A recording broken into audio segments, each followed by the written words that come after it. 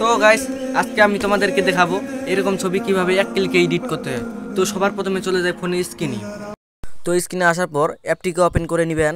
আমি অ্যাপটিকে ওপেন করে নিলাম। ওপেন করার পর এখানে প্লাস আইকন দেখতে পাবেন, তো এখানে একটা ক্লিক করবেন। প্লাস আইকনে ক্লিক করার পর আপনাদের গ্যালারিটা শো করবে। তো এখান থেকে আমি একটা ফটো নিয়ে নিলাম। তো এখানে কিছুক্ষণ অপেক্ষা করতে হবে, একটু রিলোড নিচ্ছে। রিলোড নেওয়ার পর ব্যাকগ্রাউন্ডটা রিমুভ করে দিবি। ভিডিওর শুরুতে বলে দিই, অ্যাপটা পুরো থাকার লাগবে।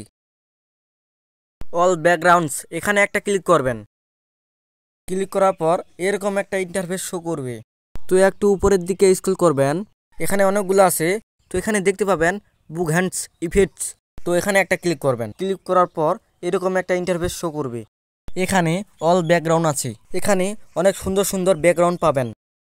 তো এখানে একটা ক্লিক করবেন। ক্লিক করার পর আরও 4টা ব্যাকগ্রাউন্ড আসলো। তো সবারই পছন্দ অপছন্দ আছে। তো এইগুলা যদি না ভালো লাগে তো সেম জায়গায় একইভাবে ক্লিক করবেন। আমার এই ব্যাকগ্রাউন্ডটা ভালো লাগছে, তো এখানে একটা ক্লিক করবেন। ক্লিক করার পর 3 সেকেন্ড বা 2 সেকেন্ড সময় নিতে পারে। যখন রিলোড না হয়ে যাবে তখন এরকম একটা ইন্টারফেস শো করবে। তারপর এখানে শেয়ার অপশনে ক্লিক করবেন। ক্লিক করার পর তো উপরে লেখা আছে ডান, নিচে লেখা আছে সেভ টু গ্যালারি।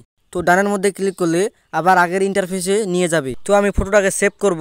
ফটোটার উপর একটা ক্লিক করলাম। ক্লিক করার পর একটু রিলোড নিবে। নেওয়ার পর শেয়ার অপশনে ক্লিক করলাম। তারপর এখানে সেভ টু গ্যালারি। তো বন্ধুরা, তোমরা দেখতেই পাচ্তেছো কিভাবে এক ক্লিকে এডিট করতে হয়। তো গ্যালারিটাকে ওপেন করে নিলাম তোমাদেরকে ফটোটা দেখানোর জন্য। তো একটু ফটোটার দিকে দেখেন কি অস্থির লেভেলের হয়েছে। এতক্ষণ ভিডিওটা দেখার জন্য সবাইকে ধন্যবাদ। ভিডিওটি যদি ভালো লাগে অবশ্যই কমেন্টে গুড লিখবা। তো বন্ধুরা, আজকের ভিডিওটা এখান থেকেই, নতুন কোনো ভিডিওয়ে আবার দেখা হবে।